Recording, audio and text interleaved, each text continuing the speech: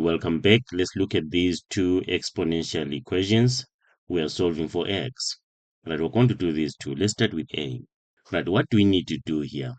Right, when given an equation of this form where you have a term and a term they're separated by a plus or a minus, you have to think of factorization, the highest common factor. But before we do that, we have to split the power. We have to split this power. Remember, x to the power a times x to the power b is equal to x to the power a plus b. So when you're moving from this form to this form, we call that splitting the power. So let's do that to this one here, to this power. So it becomes 3 to the power x, then plus 3 to the power x, then times 3 squared is equal to 810, right? And then if you look at these two terms here, do we have the highest common factor? We have the highest common factor, which is 3 to the power x. So factor it out, 3 to the power x, and then inside the bracket, you are going to divide this 3 to the power x by 3 to the power x. What do you get? If you say 3 to the power x divided by 3 to the power x, you get 1. So we have 1 here. And then plus, if you say 3 to the power x times 3 squared divided by 3 to the power x, what do we get? We remain with 3 squared. Even if you use the laws of exponents, you see that you're going to remain with 3 squared. So it's going to be 3 squared there. And then it's equal to 810. Let's simplify what is in the bracket. This is 1 plus 9, which is 10. So we have 3 to the power x times 10 is equal to 810. Then divide both sides by 10. What do you get? Divide both sides by 10. You get 3 to the power x is equal to 81. Okay? And then write this as a power. Becomes 3 to the power x is equal to 3 to the power 4.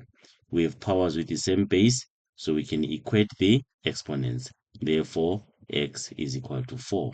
Okay, that's how we do that. Let's look at the next one. We have x to the power 5 over 3 minus 81 x to the power 7 over 3, right? Then remember this. If you have two powers or at least two powers, and then you're looking for the highest common factor, always take the one with the smaller exponent. So in this case, it means our highest common factor is going to be what? Is going to be x to the power 5 over 3. Okay, that's what we factor out. So it becomes x to the power 5 over 3 outside. And then what is x to the power 5 over 3 divided by x to the power 5 over 3? What will you get? You must get 1. Even if you use laws of exponents, if you subtract the exponents here, you're going to get 0, x to the power 0, which is equal to 1. Or just divide this by this, you're getting 1. So you're getting 1 here, and then minus, and then 81 x to the power 7 over 3 divided by x to the power 5 over 3. Right? When dividing powers with the same base, we subtract the exponents.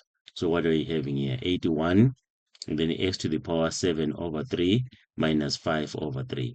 What is 7 over 3 minus 5 over 3? That is 2 over 3. So we have 81 x to the power 2 over 3. That's what we remain with if we divide this by x to the power 5 over 3. So it's minus 81 x to the power 2 over 3, right, is equal to 0.